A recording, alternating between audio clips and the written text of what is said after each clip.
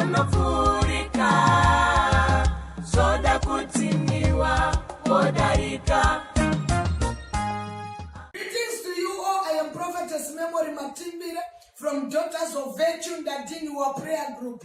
Nazinda uya nemusoro shoko wandati pamusoro ibaba mukuru mutemo wa chinja ndauya kunaka yangu. Wandatora kubva kuna Numbers chapter number 27 tichitangira kubva kwa verse number 3. Bible rinotaura kuti kwaive nevasikana vanasikana vaZerofati wakanga afa asina mukomana.